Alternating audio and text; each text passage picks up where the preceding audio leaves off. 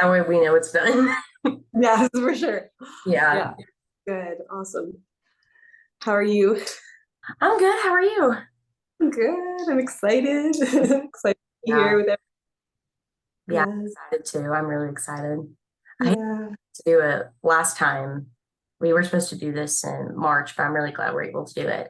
Yes, yes, yeah. No, it's the perfect timing. Sometimes I Hmm. just like when things are supposed to happen, they'll happen, right? Hmm. Yeah. Yeah. And so Very excited for it. And I know with when you talked to Vladimir last time, it was more of like a doctor and patient kind of conversation. So I'm excited for us two to talk and have a different conversations and different outlook on things. yeah, definitely it'd be like another neat like dynamic and stuff as well. Hmm. And so, Yeah. yeah.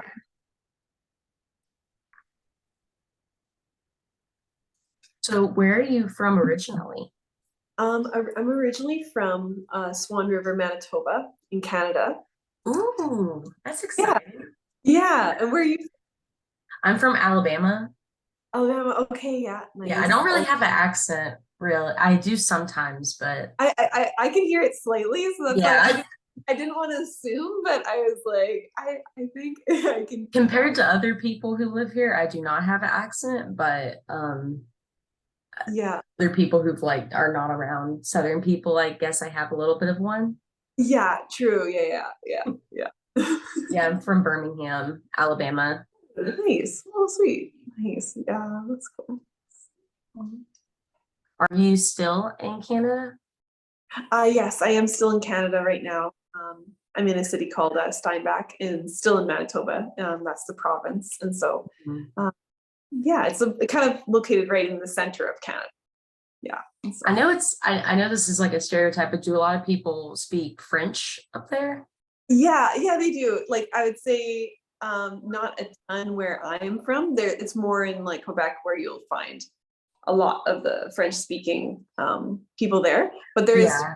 yeah, definitely French people around where I live and stuff too. So yeah. Do they encourage y'all to take it in school because of uh, yeah, well, like I never had to take it in school because like I was in a private school, so they never like made that mandatory. But in public Mhm. school, you do. Yeah. I Mhm. would say I know more Spanish than I do French, which is funny, but because I lived in Spain for a little bit, and so that's Oh, that's yeah. awesome. Did you do study abroad there? I was a nanny there. Hmm. That sounds even better. Yeah, yeah, I know it was cool. I got to like live with the Yeah. family and go to Spanish school, and yeah, it was really cool. I meet a lot of Yeah. They people. really So encourage us here to learn how to speak Spanish, but oh, I do. yeah, Okay. which it makes sense because Yeah. probably, I mean, we don't have one national language, like we speak all different languages here and everything, so it definitely makes sense. But I've always really admired like hearing people speak French. I always thought it was such a pretty language. Yeah, yeah, yeah. It Like, I'm is. not going to use that, but I was like, in Canada, you could probably use it more. Yes, exactly. Yeah, yeah, yeah.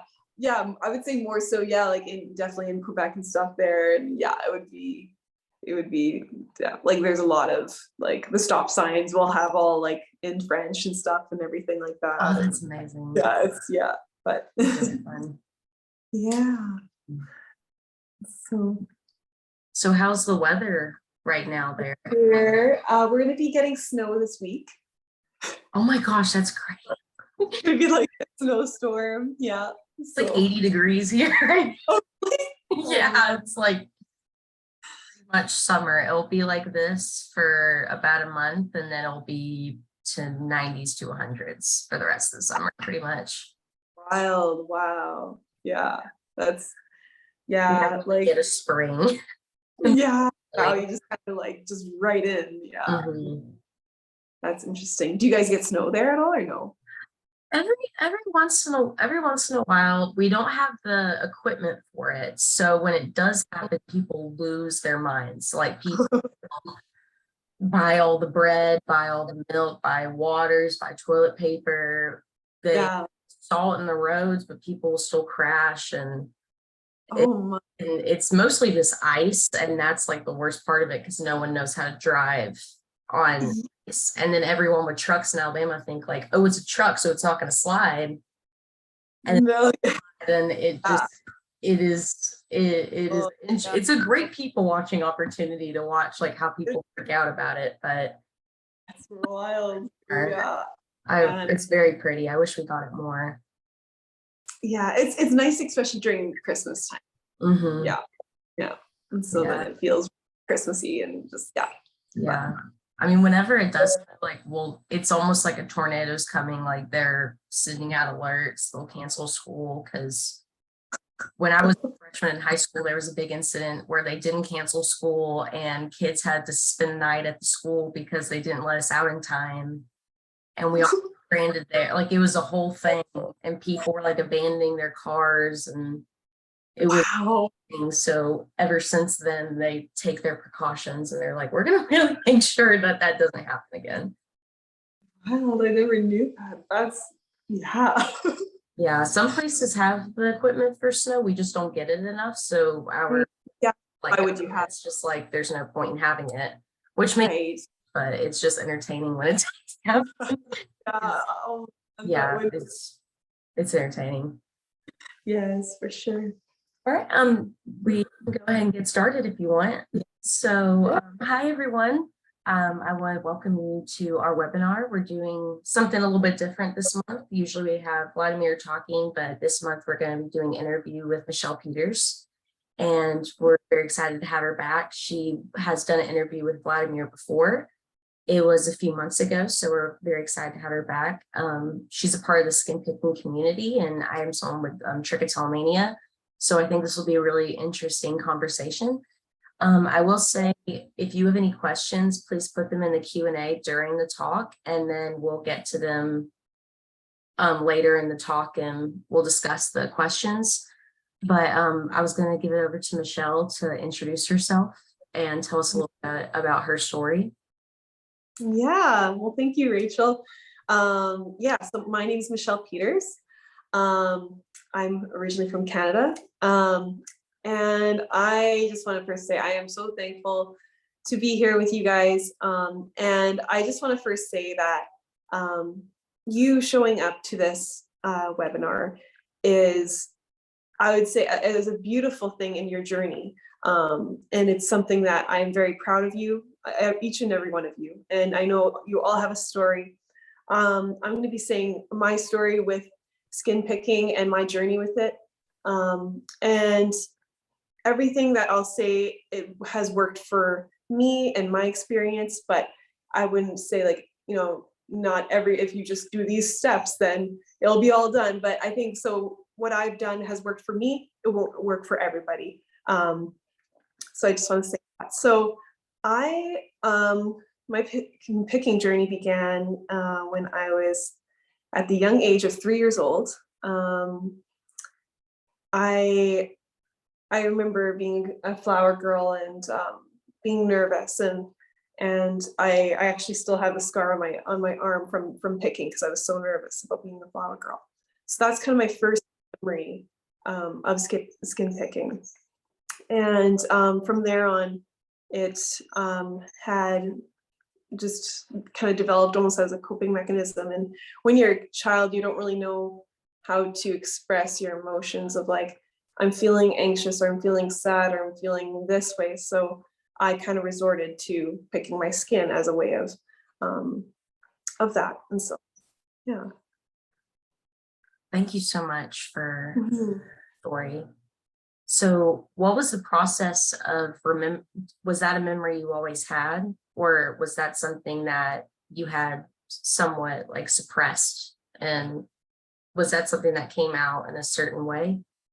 Yeah, so I had always had that memory, but I never knew really I never knew why or where it came from until actually I went to therapy.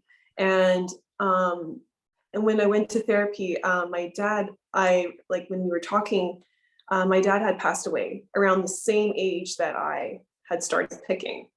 And so, when when you're 3 years old, your brain is still developing. And so like for like I'm just even just proud of myself for even having been not picking for about a year and a half now. Um, and when that's so embodied in your brain of like, okay, when you're stressed out, you do this, or when you're bored or whatever, that's what you do. It's really takes a lot of work to rewire your brain. And that was kind of the first, like where I realized where I'm like, okay, this is where that probably came from. It was a lot of things stem from our childhood. And so that was Mhm. one of for me. Yeah. Is there a different mindset change from the last time we spoke with, the last time you spoke with Vladimir to now? Has anything changed Yeah. in that period? Yeah. So when I was speaking with Vladimir there, I had I was 8 months, yeah, not picking, and now, yeah, it's been almost 2 years. And since then, I want everybody to know that like I still definitely get urges to pick, yeah, wanting to pick and stuff. I even if I'm being like, I'm just gonna be honest here, like I still have fears of going back into it. And but I feel like I've gathered a toolkit of things that I know that have worked for me. And it's so important to, for example, like if I feel like picking, I'll just say to my boyfriend, like, hey, I want to pick right now. Instead of just, because sometimes when you just internalize it and don't say anything, then it can just fester. And yeah. And so there's a lot of things that I have, yeah, done to help me in my journey with that. And so, yeah. I have found that verbalizing it has helped me so much. And Yeah. do that when you're by yourself. Because I do that Yeah. sometimes. I do that with other people around, but I will do it to myself. I'm like, Yes. down, like this is fine. Like, and like your inner thoughts sound a little bit more out there when you say it out loud, and you're like, okay, I Yeah.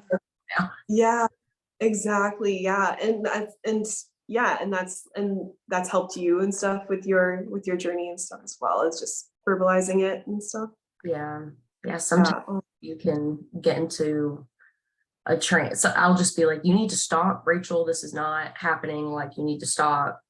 Like, if I'm if I'm really, really tired, that's a really big trigger for me. And so Right. I'll have to be like, you need to go to bed. You need to go to bed. You need to go to bed. And then I'll start getting ready. Because if I keep telling myself, like, you're really tired, you need to go to bed, and I'm on my phone, I'm still going to be on my phone. So I have to like Right. basically do something to stop it. And I think that's really good what you mentioned there, because it's also recognizing your self-talk. Because if you're Mhm. like, oh, Rachel, you did it again. Oh, like why you feel like, why you should just feel bad about even thinking about wanting to do that. Or what you just like, we can get so hard on ourselves, and then which will make us feel worse. Yeah. And then, but just kind of like, okay, what am I needing right now? I need sleep.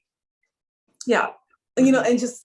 And talking to yourself gently and with compassion. That Absolutely. I definitely a mindset that I had to change with picking as well, because it brought, yeah, as we talked about, like a lot of shame. And then when you experience that shame and you're talking down to yourself, like, oh yeah, you can't do this, or you can't, like, why can't you, just, yeah, it doesn't have the mindset for change and for even just hope or encouragement for yourself. And so, yeah. I think the shame cycle that people with body focused Mhm. repetitive behaviors is something that everyone thinks they have just on themselves. They think like, oh, this is just like a me thing. Because Yeah. you can see like picking and pulling, but you don't see the cycle your brain goes into. And I want Right. to say to everybody on here how common that is with a body focused repetitive behavior. It happens to every single person pretty much who has it. So Yeah. I For just don't sure. want anyone to feel alone in that situation, thinking that they are so upset with themselves because somebody else who is picking that is happening to them as well. And Oh, there's definitely. we can reverse that, but it's just something that comes along with it. Yes, definitely. I completely 100% agree. Mhm. And, and we're both coming at a place of that, where like, I know what that's like, what that's like. Mhm. Um, and so it's not just like talking about it, but we've actually lived it. We've experienced, yeah. And so, Mhm. Yeah. When in the beginning of my trichotillomania journey, yeah, it was more of I thought it went along with depression. Like I thought like the trichotillomania was the pulling and then the shame, yeah, like depression and anxiety. Like I thought it was that, but I didn't realize they went together. And so it's easier for me now to understand that it's not just like this other thing I have, it's something that goes along with it. And if I can help myself with the shame cycle, I can help myself with pulling, and it can yeah. all together instead of just these big two things that I'm freaked out about. But was there a moment where you realized what your triggers were exactly, and how did you address those later on? Yeah. Yeah, a lot of like it's a number one thing that I like to tell people is simple awareness about Mhm. what's going on, like with the picking or the pulling, like awareness of, yeah, like triggers and stuff. So for me, I noticed that having long fingernails, because my fingernails grow long, and I just noticed having them short really helped me because it didn't give me that satisfying feeling that I liked. Also, I know like fidgets aren't for everybody, but for me they were like a game changer because I would take them to social events if I would feel like social anxiety, if I had to talk on the phone, stuff like that. And I kind of just like learned to just kind of bring it with me and almost kind of, when you're grabbing your keys, grabbing your purse, or grabbing whatever you need to go out, it's like, okay, where's the fidget? And then it just kind of helps you set yourself up for success in that way of like, okay, I'm just gonna grab these things and stuff. Mirrors for sure were definitely a trigger for me. Like it's almost like I would just like spend a lot of time just looking at the mirror and picking, and so then for a time I just would wash my hands in the kitchen after using the washroom, and or just like it's finding out what will work for you uh, Mhm. around those triggers, instead of kind of saying I don't have a trigger, I don't have like instead of avoiding it, it's like, okay, well, how can I work around these things and stuff and Mhm. help. Yeah, I think like one of the harder parts is figuring out what it is. And then after you figure out what it is, it's you can somewhat work through like, okay, maybe I need to put a magnified mirror yeah, else so it's not on my counter all the time, or I need to make sure that I hide my nail clipping kit or something like that. yeah, So exactly. yeah. What about for you? What was some of the triggers and stuff for you, would you say? Um a good amount of them were it was a certain people I was around. So Mm, obviously it was that's easier to because you can take the person out. So that's a little bit easier. yeah, Yours is a big one. That one's been harder to deal with because it's something that's everywhere and yeah, in bathrooms and everything. I've yeah, having long when I would have short nails, it'd be easier for me to pull. So it's kind of the opposite of yours. So I have yeah. when I have my nails done, I don't know if what it is, but it's like a sensory thing where I can touch a different texture than I'm Oh, used to, and that helps a good bit. yeah. But I can definitely see how like it could do the opposite for somebody else. So I mean, it's all very, very individual. Exactly. Like that's exactly what I mentioned there. Yeah. And that's Mhm. an example of it, right? Yeah, Yeah. I'll put my hair in a braid sometimes because um, with a ponytail it's easier to pull, but with the braid, I'm like, well, it takes a long time to put the braid in, so Right, exactly. Yeah, you I'm were. like, I don't want to redo this braid if I start pulling. No, yeah, no, for I'll sure. justify it that way. Yeah, definitely. Just watching TV, being bored, that can cause issues as well. Do you have that same? Yeah, I would say definitely like if I'm like I can find myself even like grazing and stuff like that. If I'm just like sitting Mm-hmm. some this or whatever, then yeah, like it can definitely be yeah, like boredom and stuff like that too is definitely like can be a trigger and stuff too. Yeah. Have you ever had, I've had a few instances with this. I would bring a fidget to somewhere and people would ask to play with it. And I'm like, I didn't Yeah. bring this for show and tell. I brought this for to help me. And like everyone's passing it around. And next thing you know, they're talking and they have it in their hand. And I'm like Yeah. a few times, but it was with friends. So I was like, hey, I kind of need that. But Yeah, exactly. like somebody that you didn't know that well. Right. Yeah. Well, I think in the beginning when I was in the first, when I was first bringing fidgets around, um, I would kind of like be nervous because it would kind of maybe draw attention and stuff like that. But then I had thought, I'm like, hey, this is an opportunity for me to talk about um, something that is very not talked about. And um, and it can be very hard when someone has never heard about skin picking or pulling, and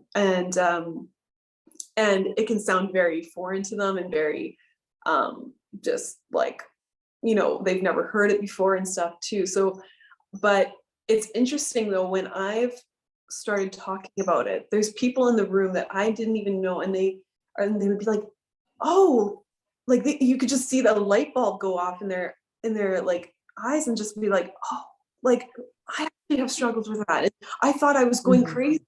I thought I was, like weird or, and stuff like that. And so I almost kind of feel like it's, again, like when just like this, even now, or when we talk about these things and bringing light to them, it is so amazing what freedom can come out of it instead of because it can be a very lonely thing to have for sure. And because it's like you don't know how people are going to react to it. And that shame cycle convinces you not to tell anyone. So you're like, Yes. how am I supposed to get support if I'm not telling? Like it just, you have to, it's hard to break that cycle. But yeah, I've seen that light bulb go off a few times with people when I told them Yeah. about it. And they're like, oh, my cousin does that. Or this Yeah. person. Yeah. Exactly. It's Yeah. just not really talked about as much as other things. So I mean, I do think that it's definitely more common than people think. And there's different degrees of it. And I think some degrees of it people can stop and without help, and some people can't. But Mhm. it really is crazy when you meet somebody and they're like, I didn't know that that's what that was. And you have to explain to them, like, yeah, there's research behind it, and there's Yes. for it, and like all this stuff. It's really, Yes. it's a, it's not a fun moment, but it's a nice moment to like give someone that kind of like calmness that they're not alone. Right. No, exactly. And like, yeah, like even it's just something I kind of like to do if I have friends over. I like to sometimes put some fidgets out on the table just in case, like, I mean, like I feel like even after the pandemic, I feel like there's so much like even so with social anxiety or stuff like that. And I'm just like wanting it to be like, oh, this is not a weird thing for us to like feel this like nervous, like we can just say it and and then just and I'm like, Oh, here you for can have sure. then it's like people just like end up using it and fidgeting. And I'm just like, yeah, like it's really helpful. And I like to that I can share that with others and stuff like that when I mean, fidget spinners became a phenomenon for a reason. I mean, people, they're me and me and my roommates, we used to have a little thing of kinetic sand, which was really nice. uh, The fun like texture, and it doesn't really like like you can pick out stuff if some like if a hair falls out in it, like it's easy to clean. Yeah. It's just a fun thing to play with while you're watching TV. And I bought it for me, and then my roommates started using it, so they got one for themselves because they were like, "This is so fun!" Like I absolutely, That's so good. yeah, That's I so good. love the fidget stuff.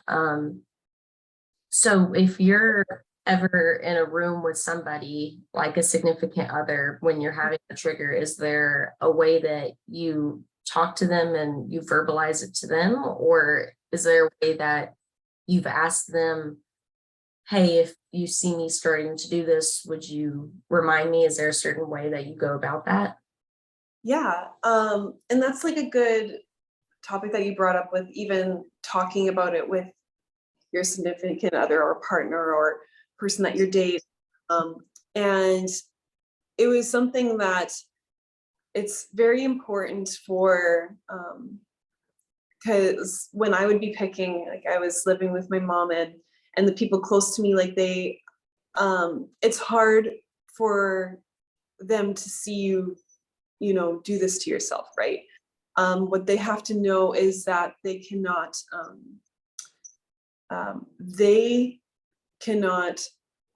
fix it, and they cannot be like, oh, like it's all on them in order to fix it and stuff. Because what I loved about with my boyfriend, when I would have spells of like where I was doing good, and then it was, and then I'd pick again and stuff, he wasn't like, oh come on Michelle, like, being frustrated at me, being like, okay, you know what can we learn from this time, and just I am very thankful that I had that support.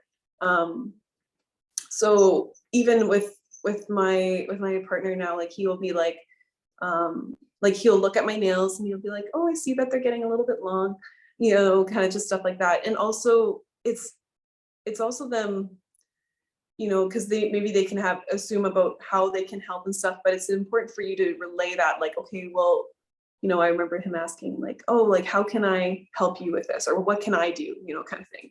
um and I would just say, yeah, like helping me be aware of my nails, or even he has a fidget in his car, like, or just things like that if I forget one, or and there's just these little things that the people that you love can do, but know that it it cannot be all on them to take it away from you, like to, because then when let's say you do have a picking spell or a pulling spell, then they're not like, they don't get angry of like, oh, like, am I doing something wrong, or am I, and stuff like that. But that they're there for support. And I feel like everybody in their journey needs to have people that are going to come alongside them to support them. And whether that be a therapist, or your family or friends, someone that really believes in you. And that was the thing that really helped me become free of picking, in the way that I had people who actually believed in me when I didn't believe in myself. And I didn't think, would I ever get like would I ever not pick, kind of thing. And having that support system of people believing that you can, even when you're in your worst moment, where you just picked and your face is all red or bloody or whatever, and you don't think you can, but having that support system is just amazing. And yeah. Yeah, I would definitely say that verbalizing what you want them to do is very important because they don't know. They don't, Yeah. they're assuming, like my grandmother tried to bribe me to stop pulling. That's not how that works. No, exactly. No. And then, and it's like, we love them, and even like my mom would be like, why can't you just stop? Like, kind of thing, right? And Mhm. they're they just love so much, but then unless you tell them what you need, like, because they haven't done this, they don't know what this is like, right? So unless you tell them, they won't know, right? Yeah, yeah. Yeah. And I think at a young age, when it happens at a young age, they assume that they can help fix it. And Yes. it's not the case. I mean, there's a lot of things that you can help a child fix, but that's just not one of those things. Yeah. To like let go and let the parent doesn't want to not try anymore, but encouraging, Yeah. I think, is the best way. And Right. to have somebody as a cheerleader for you for the small victories, like what we were talking about earlier. If your goal is to lose 50 pounds, you shouldn't just celebrate at 50 pounds. You should celebrate at 10 and 20 and 30. Because Exactly. you get to that moment, like you celebrate the small things. And I think incorporating that with people that you love is a really good way to encourage you keep a good mindset going and to kind of get out of that shame cycle. Right. Yeah, no, for sure. And I definitely want to like make sure everybody knows that it is so important to celebrate. If you know your 3 days or one day or like without picking like or pulling, like that's so something to celebrate. And even like for the goals that you set, if you like for me, every time that I would say, okay, from this moment forward, I am never going to pick kind of thing. Yeah. That's setting myself up for disaster, right? Mm-hmm. But what helped me in my like when I first started, I was like, you know what, just for this month, I'm not gonna like, and I was also at that point, I know with a month, it's like, you know, it might not be a month for some people. It might be like, I'm gonna just go this day or this hour, this, you know, whatever is like, so at that point, I had done like a lot of, you know, like work with therapy, with on myself as well. And I was like, just this month, I'm not gonna pick. Next month I can, kind of thing. And I was just kind of just giving myself, that was just what I was gonna do.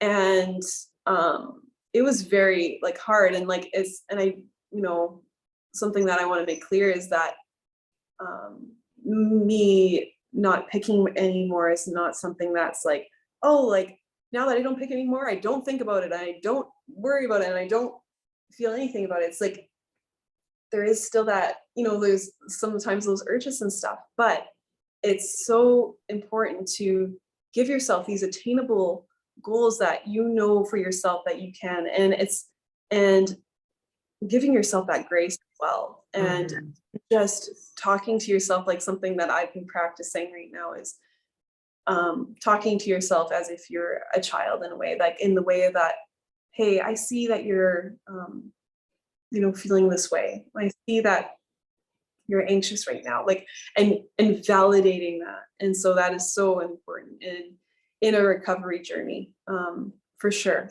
So I yeah. love the way that you said you talk to yourself like you're a kid, because I've seen a few things online where people Mhm. put a picture of themselves on their mirror as a kid, or they'll have it on their wallpaper, and they're like, every time you're mean to yourself, you're being mean to this little Yeah. or this This, boy. Like, yeah. imagine being mean. I know it's easier to be mean to yourself right now, but like Yeah. imagine being mean to them. Like that, it gives you a little bit. You're like, oh, I was young then, and I didn't know anything, and it's Right. reflect back on it, and yeah. Yeah. I actually have a picture of myself as like when I think when I was 2 years old. And Oh, I have a underneath it, I say, remember who you're talking to. oh, that's And adorable. Yeah, it's that's and a it's just, great way to do yeah. it. And so it's something that has really, it's kind of funny. You're like, you don't think like when I first put it on, I'm like, we'll see if this works. I don't know. Hmm. But then I put it on there and I was like, wow. Like every time I was like, oh, like looking in the mirror, and then and it was like right by the mirror, and it's like, okay, right, you know, and it's a really good practice. I would encourage anybody to do it for It's a sure. good reminder that, like, yes, that was, if like number wise, it was a long time ago, but it doesn't feel like that long ago. And like I'm still that person. I'm still that little girl. Yeah. Nice to, and you can see more, like if any joy or excitement has gone out of your life as you've gotten older. You can be like, well, I remember being that young and Yeah. hopeful and happy, and that's something I want to incorporate in my daily life. So it's a good reminder too to live like a kid and have good imagination. Yeah. It's it's a very beautiful, like even while you were talking, I was just feeling just emotional of like how amazing that is and stuff. And another thing that really helped me was, do I still want to be doing this 5 years from now, like also kind of looking into the future, like Mhm. what is future Michelle going to thank me for, kind of thing. And like, what do I need to do now that's, that future Michelle will look back and be like, wow, I'm glad that I did that and stuff. And so Mhm. that was something that I also had in my mind as well. Yeah, I haven't thought about that way. That's a great way to think about it. Uh, Yeah. it's like your future self and your past self, it can help. Mhm. And so, Yeah. Yeah, I would yeah. definitely encourage anyone to do that. I have a few in my room that I put in certain places that I know are areas where, like where my magnified mirror is, or where my hair care stuff is. Like I keep those around. Yeah, that is so good. Yeah. Is there any practice that you do, night practices that help you make sure, like, have you ever had problem with picking in your sleep or anything? No, I've never had that. It was more like if when I um was dealing with picking, it was more like before going to bed. Hmm. Um, kind of was the thing and stuff. Um, uh, right now, I actually don't really have like how do I say, like a skincare routine where I'm like, okay, like even like, because at this point right now, like even if I have a white pimple on my face, I don't pop it because and it's like I know like people can just be like a big deal. But for me, it's like where does it end for me, right? And Hmm. so it's like, yeah. So then I kind of just like kind of let them be and then they will fade on their own. And so that's kind of like where, yeah, where I kind of like just really knowing yourself of like, okay, I know if I do that, then it's just gonna, Yeah, knowing yourself is so yeah, important. I use definitely. I will use those little pimple patches a lot because Okay. it doesn't make it super obvious that Right. I have it. Because that's what would be like, oh, if I see a white spot, Yeah, I'm yeah. do something to it, but it kind of blends it into your skin. You forget you have it on, and the next thing you know, it's pretty much gone, and it's not really poppable anymore. Because Yeah. and then you're Exactly. like, well, it worked out for the better. Yes, yeah, for sure. Yeah. Yeah. With your recovery now for over a year, Mhm. there anything that you want your family members or friends to say to you to help encourage it, or is there stuff that they have said that has come off the wrong way? Hmm. Like, oh, I'm glad you're finally over that, or something like that. Yeah, yeah, yeah. Kind of passive aggressive. I mean, um, when I look back at pictures and stuff, I can, like I think sometimes I can be the most hardest on myself and Mhm. with that.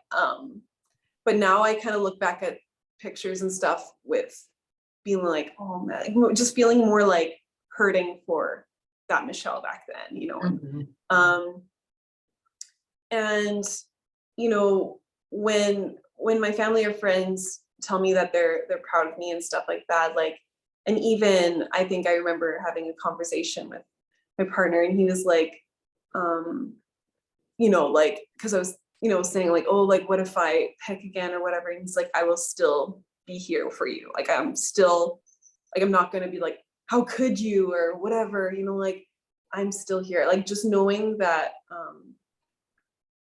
like that they're being proud of me and being there for me is not dependent on what I like do or don't do in that way and stuff. And so That's amazing. yeah, and so yeah, it's um and like over the years I've had to have like many different conversations with like my mom or people around me that even when I talk to parents, like, when they're like, my child is picking and I don't know what to do and stuff like that. Um, it's hard, like, because like I've never been a parent, but I can put myself in their shoes being like, yes, you want to do everything you can to just take away that pain from your child.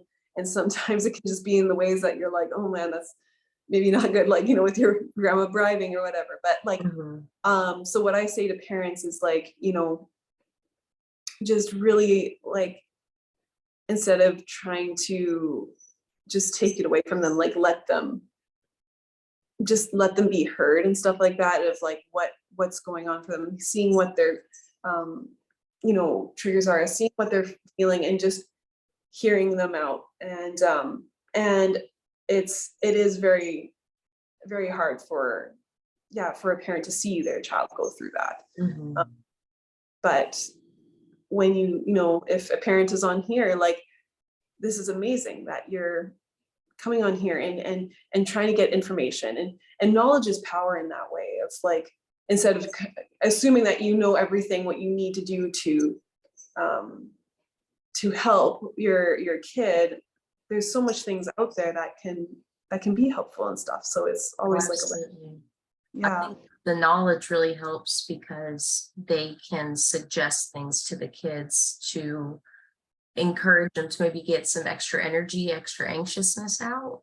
yes, Of yeah, course, every parent encourages their kid to exercise, but they're like, oh, I know that they pick at night after school and yeah, they're in middle school, they don't have recess. So maybe I can go and help them and we can go on a walk or go to the football field or do something to yeah, get extra energy out and make it not like we need to get your energy out so you don't pull or so you're tired. right, right, Is something that's kind of like sly. You can kind of suggest it and the kid not know. Like I think that would be a great thing yeah, because knowledge is great and awareness is a huge, huge thing because not all kids, especially that age, can really be aware because they don't really understand. right, exactly. Mhm. Eh, yeah, no, it's so true. Yeah, mm, yeah. Did you ever have any issues with, I mean, obviously we all have to drive to some degree, and a lot of our patients have that as a pretty big trigger with driving long distances or just zoning out while driving and getting into that dissociation state. Do you have a fidget in your car with you at all times, or do you drive with like when you were dealing with your picking Mhm. to go through that? Yeah. Yeah, like cars, I was pretty okay when I was in like driving and stuff like that. Um, it was definitely more like social, like when I'd be at a place where there was like a lot of people and stuff. I Mhm. found like just trying to put something in the back of my neck, or just, and looking like just realizing a lot of those kind of things were definitely the the main thing where I would feel the most, triggered in and stuff like that. But no one would know that I was actually picking. It looked like I was just resting my hand on my neck or whatever. Um, but yeah, no, yeah, no, and it's like, and was that something for you with the Oh, driving? Yeah, absolutely. Yeah. We've figured out with a good bit of our patients that is a big trigger, but that was always one of my big triggers because I would drive and I would have my hand right here and then would go to there and then would go to yeah, there. So yeah, um, I've had to, and I've always done that since I learned how to drive. So I kind of had to reteach myself, like, because I always drove yeah. with one hand mostly because I could pull. I had to be like, you have to have both hands on Both the, hands on the driving wheel. Yeah, have to do that so you cannot pull because I would yeah, just relax and drive with one hand. And that's just something I had to reteach myself. yeah, I wouldn't do that, or I would hold no matter like if I was going in a straight line, like on cruise control, I'll hold it at the bottom. So I don't look like this. Like I don't look like yeah, holding it like somewhat relaxed, but I have both yeah, hands on it. And yeah. I've seen people get steering wheel covers that have texture on them and Oh people yeah. use those. So it's something that like stimulates them that can distract them from if they just need it just depends on the person, but I've seen that be helpful. And fidgets in the cars can be helpful. I've seen those a lot. Yeah, definitely. I could see, yeah. I actually now think of it, I do have a wheel like cover and stuff too. So maybe that's also like, yeah, that's why. Yeah, I've seen a lot of people with the rhinestone ones, like they're Oh in. yeah, that's what I have. Yeah, yeah. Yeah, Yeah, they yeah, apparently it's very helpful. I mean, I don't have one, but yeah. I've always thought about getting one, but I see people with them all the time, and I'm like, I wonder if they have something like if they just like it because it's sparkly, or they like the feeling of it, or Yeah. Oh, that's so true. Yeah. Huh. That's good. Huh.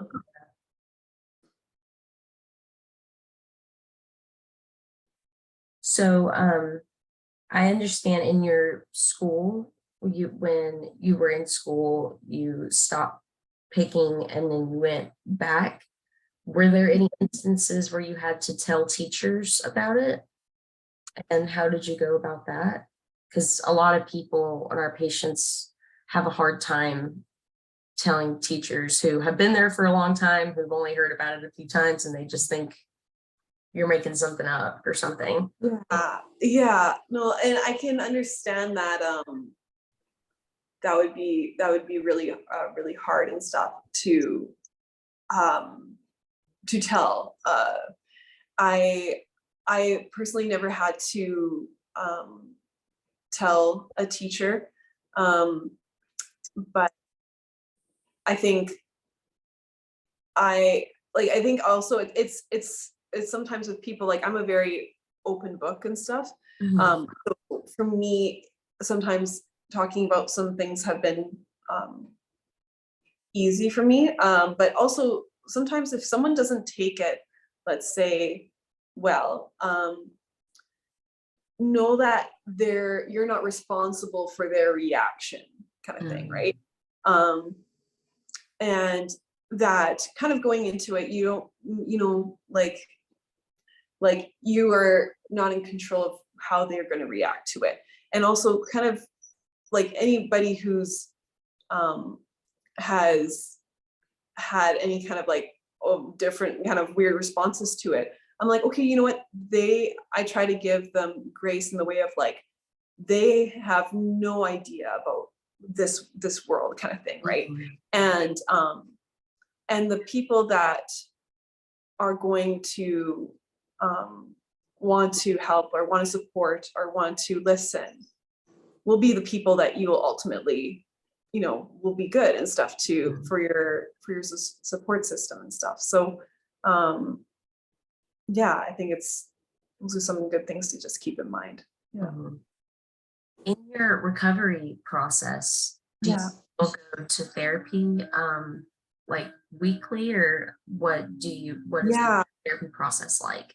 Yeah. So with when I was yeah, starting to just not pick anymore, I was going to therapy weekly, or every second week.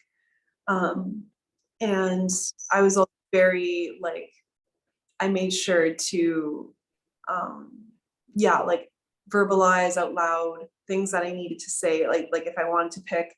um I it is very important, just even having sometimes like what I've kind of started doing is have a little box.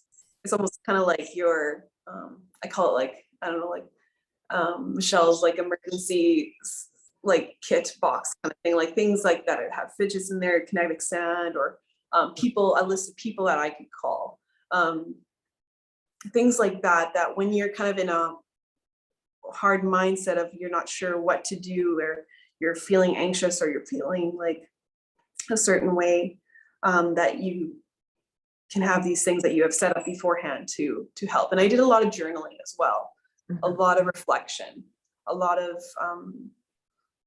yeah, things like that, meditation, praying. I really, um, just for my experience, I'm a Christian, and I had a lot of people praying for me and stuff through this time, and so it was something that I would definitely, yeah, in my personal experience, have been very encouraged by. And so yeah, What kind of meditation were you doing?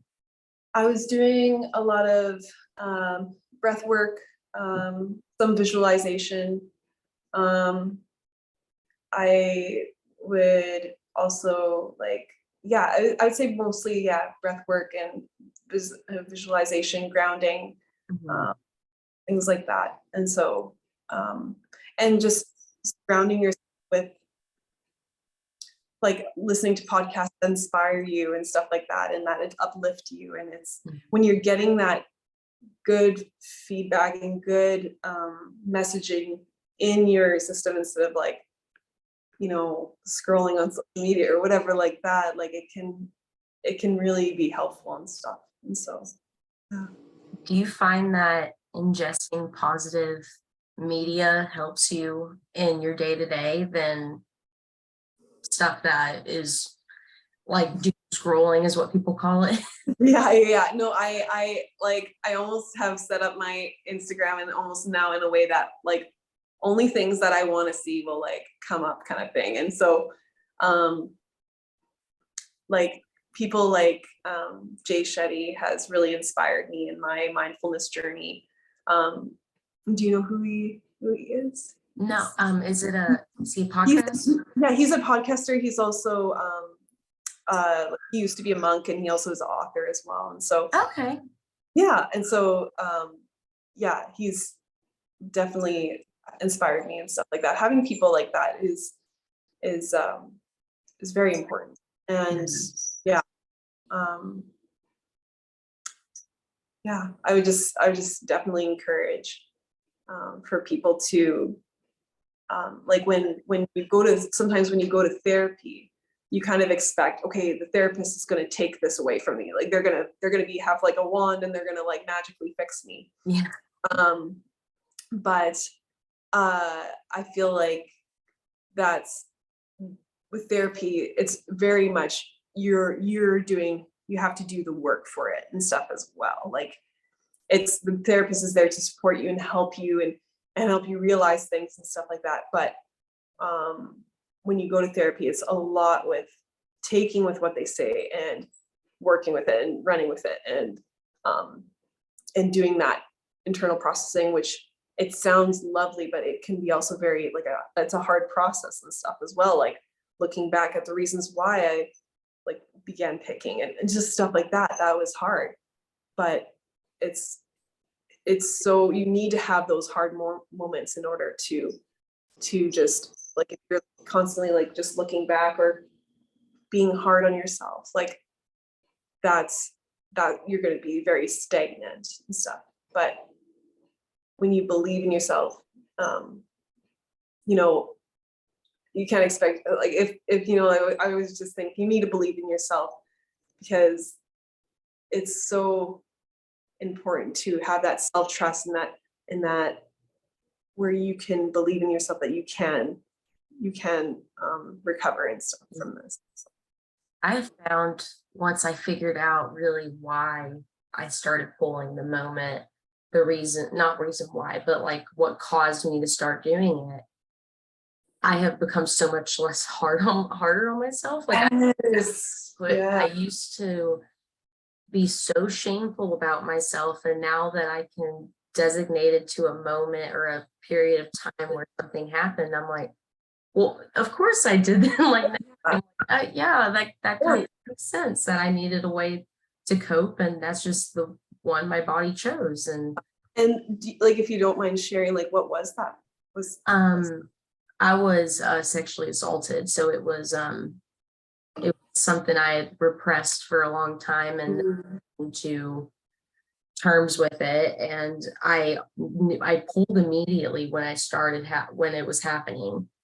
And I immediately started pulling and I was like, oh, I have this weird, and this was like 10 years ago. So the research was not. No, yeah. So I was like, I just have this weird disorder that I can't, like, it's like, because I have ADHD and ADD, like, it's just like my other things. But Yeah. once I realized, like, oh, it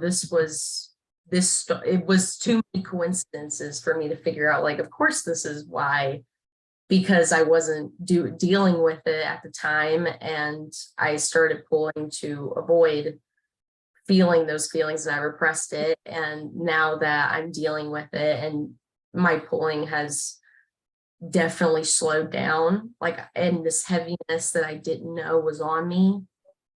Like I always just felt like this heaviness. I didn't really understand why. And once I started talking about it and addressing it and um, comprehending it, it was just like this lift off my shoulders that I never knew I needed. And That's yeah, incredible. it has Wow. been a fun experience, but it's been a good experience. Yes. Yeah. Thanks for sharing that. That's Yeah. wow. Like, yeah. And like, and like you said, it's just so impactful when you can actually recognize, okay, yeah, that was kind of the moment, or that was the time. And also something that really helped me was I changed, like, it's interesting, like it sounds like such a little thing, but when you change your language to when I said my skin picking, my, you know, like I like it's you kind of taking ownership of it. Like, this is me. Mhm. This is who I am. I'm a picker.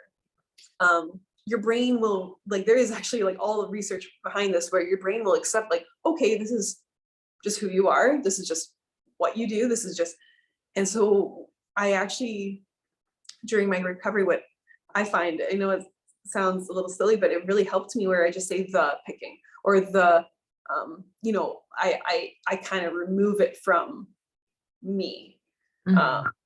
in the way that it's not like, or I also try not to say my depression, my anxiety, instead of the depression, the anxiety, or whatever. And so, um, and then I hope it's not that, it's not invalidating, but it's more like, you don't have to accept this, that this is who you are, or this Mhm. is all what you are, or this is just only what you are. Um, and then it helps for when it goes the depression, or when it goes the picking, or when it goes, and it's like, then we're not like, oh, that was not me, or like mine. Like like a funny example was, growing up, I would always like to say, I don't like fish. I'm not, I don't eat fish. I, you know, stuff like that. But then I had fish one time and I'm like, I kind of like it. So, and then I'm like, well, but I always said that I'm not a fish eater though. Like, that was what I said, and this is who I was. But I'm like, and so I was so attached to that, like, oh, this is what, Mhm. you know, but then it's like, okay, well, you know, no, like, you can change, you can, yeah. And so it's Yeah, just, that's been something I've been dealing with in therapy is mhm. my identity, because for so long my identity um was the trichotillomania, because Yeah. no one knew anyone else who had it at the time, and I wore like hats to school, so it was really obvious. And I had Oh, to tell a lot of kids, and most of them mhm. were very, very nice about it, because they were just like, I don't know, like, Yeah. on with their own lives. They're like, none of my business. But Yeah. some kids were um, difficult. But Oh, shoot. my therapy's been helping me a lot with, like, that's something that's not me. That's just something I had to deal with, Right. like my identity, because I identified as like the troubled kid with me and my Yeah. sister, and Mm. understand more that that's not the case. It's just something I had to deal with. And Yeah. yeah, that vocabulary, like changing that would really, I will definitely be doing that. Yeah. Well, and good for you that you're going to therapy. That's Yeah, amazing. That's yeah, incredible and stuff. And so, yeah. um, I've been going to therapy, and it's been helping so much that it's encouraged other people in my family to go, and they're well, so it's, oh, don't you love it when that happens? yeah. And I'm like, I've Well, been telling y'all this for years, because yeah. that's been going for so long. Yes. Oh, that's so good. Do you want to start answering some of the questions on We can do that. that? Okay. Yeah. Um, okay. Um, Mm.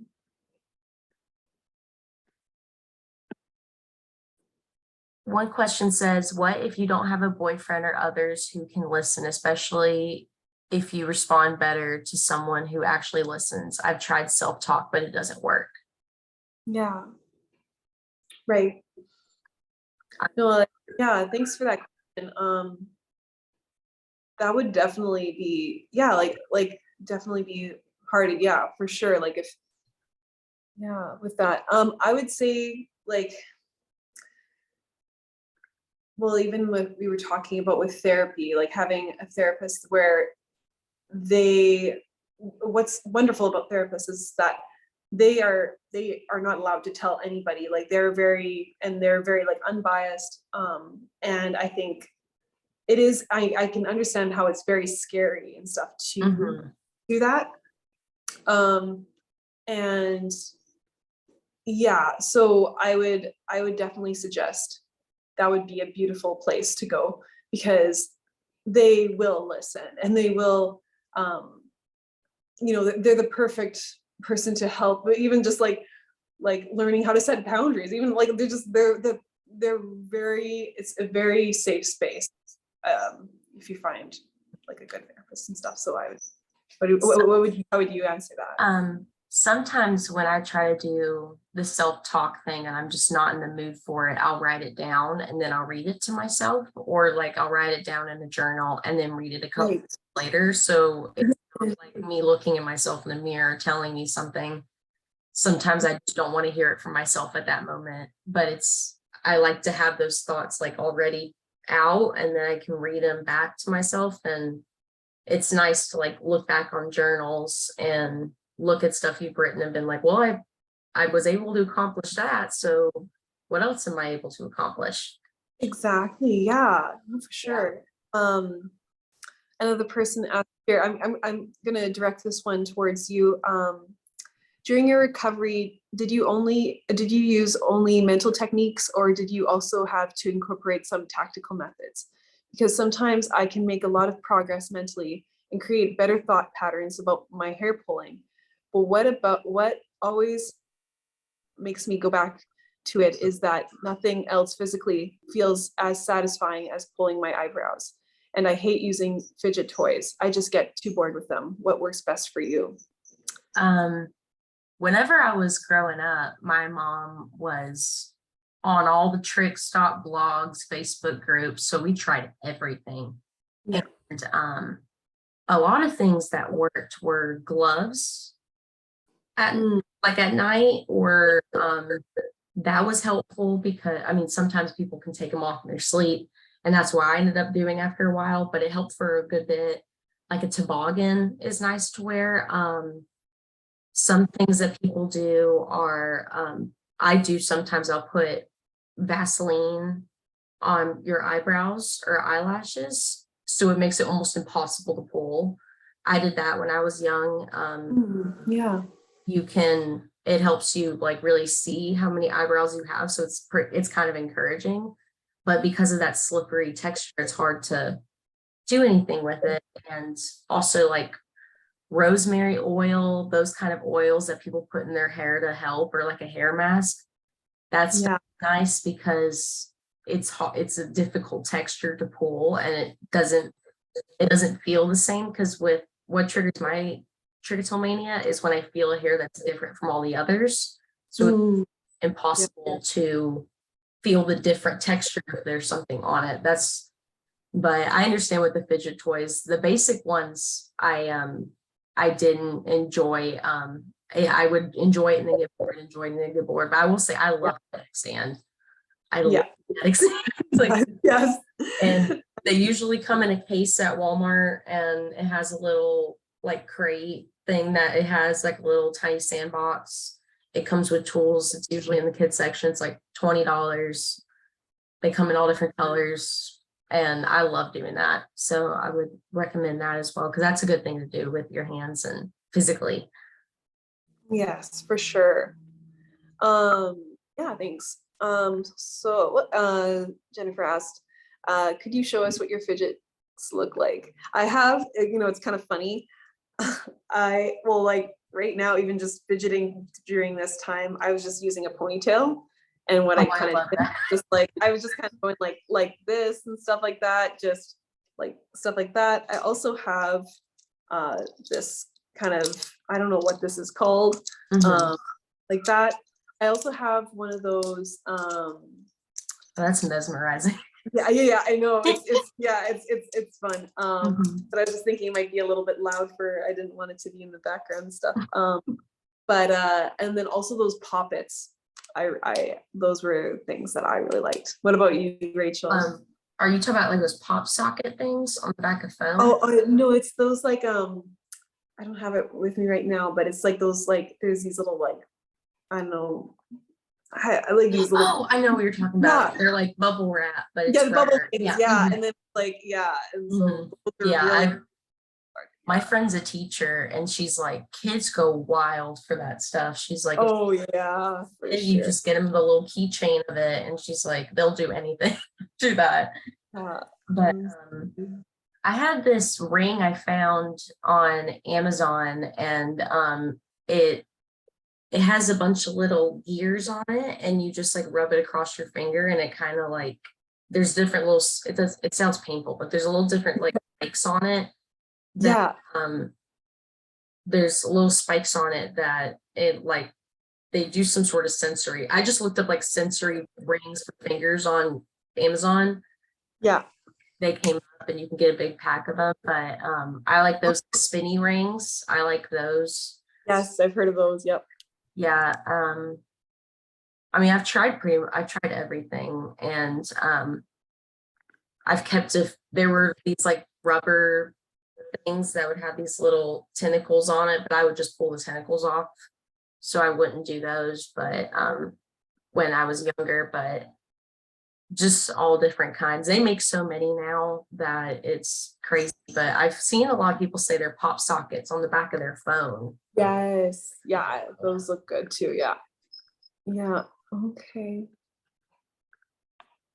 Let's see what else here. Someone said Candy Crush.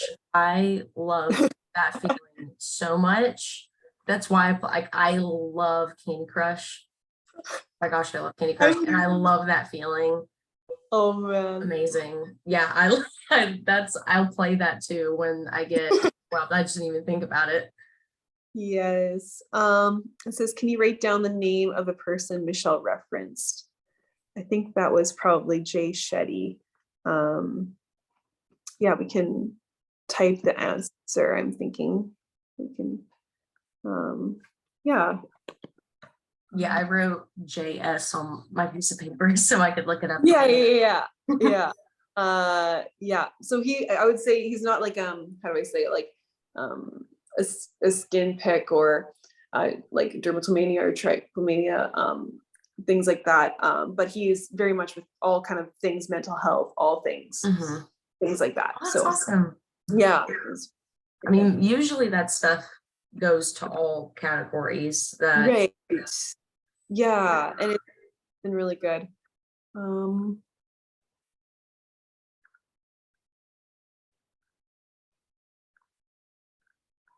Yeah, I guess we kind of mentioned it. What was your favorite fidget toy? I would definitely say those poppets and stuff for me. yeah, I What about love the no, I love that they're not too loud, but they come yeah, in different shapes and colors. Yeah, I love those.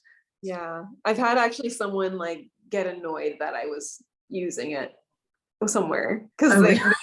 they were just like they hated the sound, and so they're like, ugh, and I'm like, well, Yeah, I had a fidget cube and my mom would do that. And I'm like, I don't know what you want me to do. Like, yeah, like I don't know, like I don't know what you want me to do. Like, she's like, that can't not be any louder. And I was like, it definitely could be louder. Like, exactly, yeah.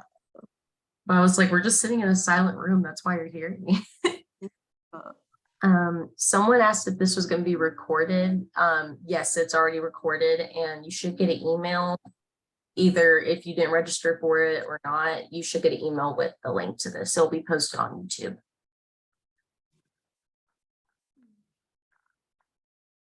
Yeah.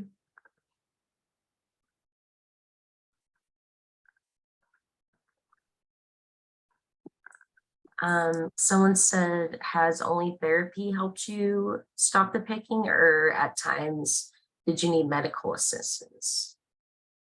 I would like, yeah, like there's the thing is with stopping picking, there's not just one thing. There is definitely not just one thing that helped. I would say there was many different things, such as therapy, having the support, doing the work, having picking spells, getting back up, learning from them, having awareness, things like that, as well. Like I would, and just there and everything that, like, yeah, from the sport to journaling to, like, those were like, there was multiple things. Like I wouldn't say like, oh, just follow these 3 steps and then you'll be pick free or whatever, but for me it was many different things. Yeah. Unfortunately, it's not something that we can just with, but it's a, I would consider it like it's a good journey to have, because you get to learn more about yourself, and you get to learn more about what you need to heal about yourself, and what you need to heal and what you need to deal with that started this in the first place. So I mean, it's not a fun experience, but it's definitely worth it. Yes, for sure. Yeah. Someone said, I just wanted to add a suggestion for those people who struggle to talk positively to themselves. You can program a Google Home or Alexa to talk for you. I did not know that. That's really cool. Yeah, I didn't know that either. That's that's a really good idea. Yeah. Someone also said, Rachel, what is the item at Walmart? I couldn't make out what you said. Oh, so it's like a little kinetic sand kit that you can get in the kids section, and it's just a box, and it'll say like what it comes with, but it has a little sandbox. It's probably like this big. It comes with like a pound of kinetic sand, and then it comes with like tools that you can use. You don't have to use those, but I just like the feeling, because it's kind of like the moon sand that you used to see on commercials. It's not like regular sand. It is slow and is soft, and it doesn't get hard or crunchy or anything. So no matter how long you have it, so no telling what they put in it, but it's really, I enjoy it a lot. But that's what I got it from Walmart. I got it the first time from Walmart, and then when my roommates were using it, they got theirs at Walmart as well. But it should be in the kids section. Yeah.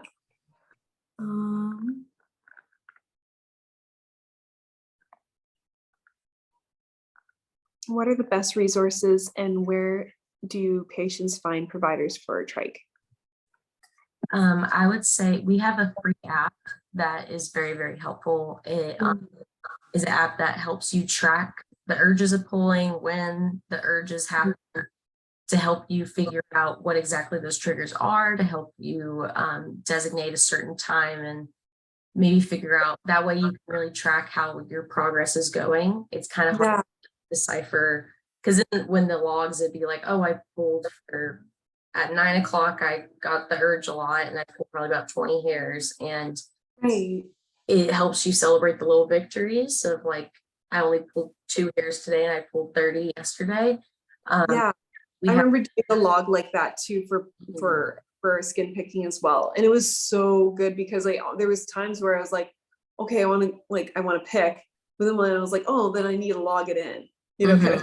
And for me, I was just like, oh, I don't want to log it in and stuff. So then it was just like, then I just did it. Like, so that just kind of having again that like, okay, well, having to do that physically, writing down, logging it, brings so much awareness. Yeah. And you really have to think about it, instead of like, I mean, with me, when I start to pull, when I get into a time where I'm going into like more of a pulling episode, I go into this trance-like state. So at least you can be, and then you look down and you're like, oh, I'm going to pretend that didn't happen.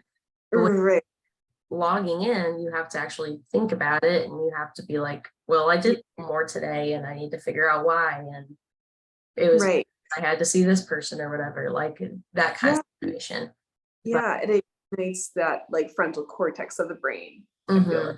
Yeah, it's very helpful. We have these webinars, usually Vladimir's leading them, and he does topics about it, and those are for free. And then we have support groups for members that are very helpful.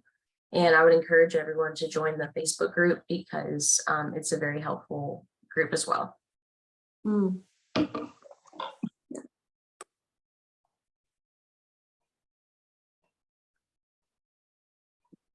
Someone said that guy you were talking about's on the Calm app.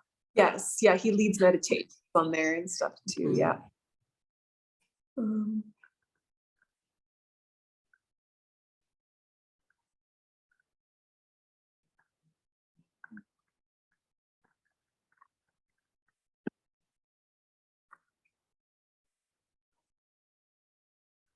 Oh, Sherry, I've been pulling on and off for many years. I am 57 years old. Thank you, girls, so much for sharing. I have always felt shame about it. Thank you, Sherry. That's very nice. Yeah. It Mm, it is, I mean, a lot more people have it than you would think, and it's something yeah. that they've been told to by themselves to keep it underlined, not tell anybody, and it's something that creating awareness helps so much. Yes. So, Encourages a lot more people. yeah.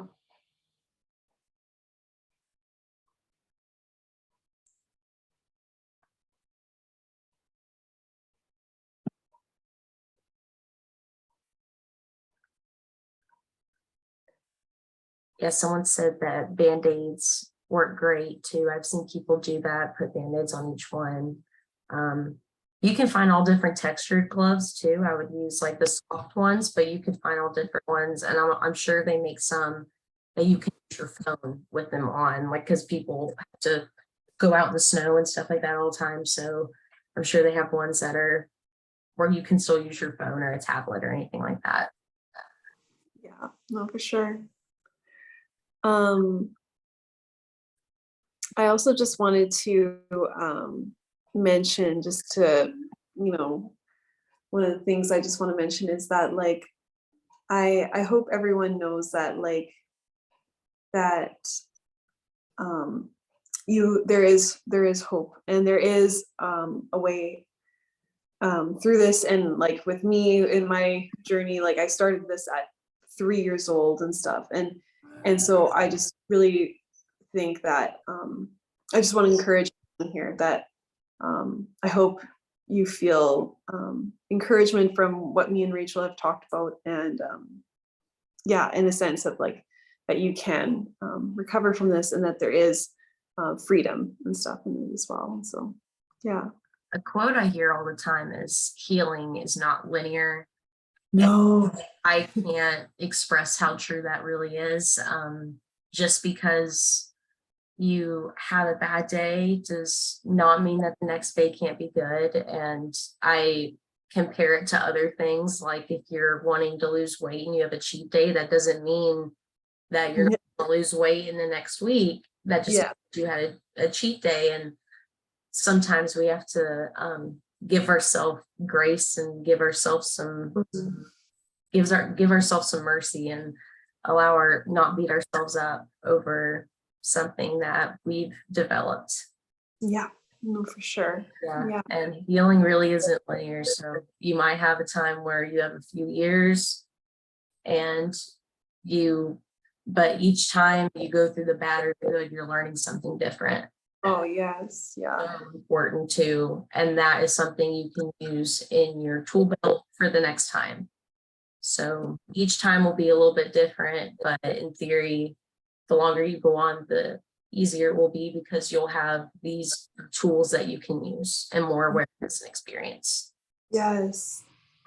Beautifully said. All Yeah. right. I think, let's see if there's any more questions.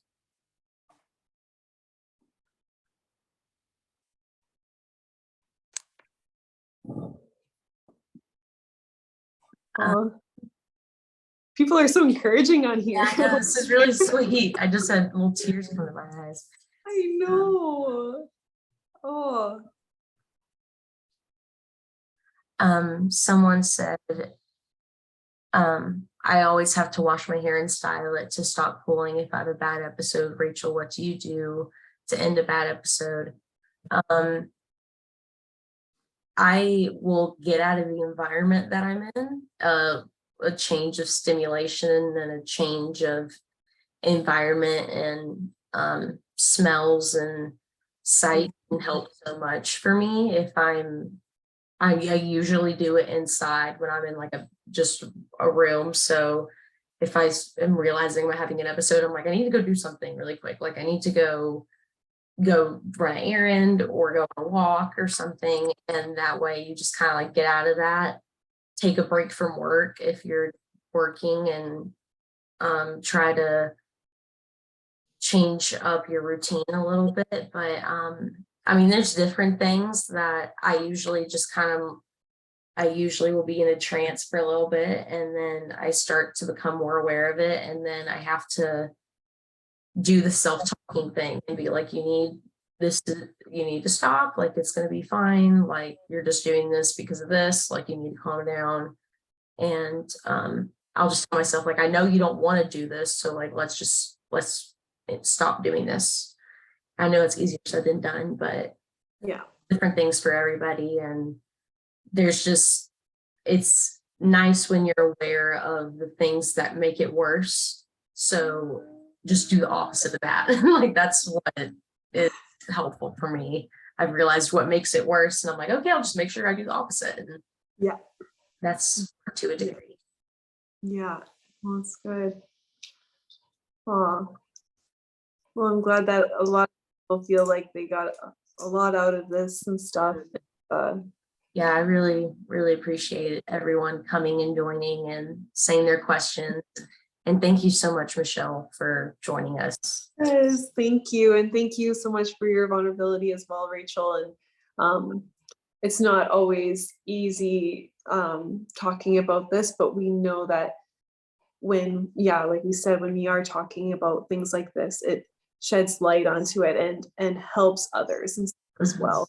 And that's something that for me, I was meaning to say, like, that's why I wanted to turn, instead of being like, why did I have to pick, or why did I have to experience this? I love using what I've gone through for purpose, like turning it into purpose. And so then now I maybe had to go through that in order to help others, in order to inspire others, in order to give hope to others. And so then I think it's so good to use what we've gone through and helping and stuff. And so, Absolutely. yeah. And it made us the people that we are today. For sure, definitely. I feel like I kind of just, I don't really have regrets in the way of like what was supposed to happen happened and stuff like that. But I will learn from it and I will grow from it. And I know it sounds maybe cheesy, but it's honestly so true. And so, but. And I think it's made me, and I think others, more compassionate, because you don't really, it's quick and easy to judge somebody about something they're doing, but with something like this and you have it, it's easy to go, well, you don't know what they're dealing with. Like, right. They might be dealing with something else and they're doing their best right now. So right. Some people will be very quick to judge, and I think it's something I hate that we go through, but it's something that I think we are. Exactly. It's not to identify yourself with it, but it makes you. Yeah, exactly. That it's something that it's like we've been able to grow through this and stuff like that. And like, what can this teach us? What can, yeah. And it's just, it's so good. But thank you so much. All right. Thank you so much for joining. And thank you for everyone. Bye, everybody. Yes. Bye. Bye.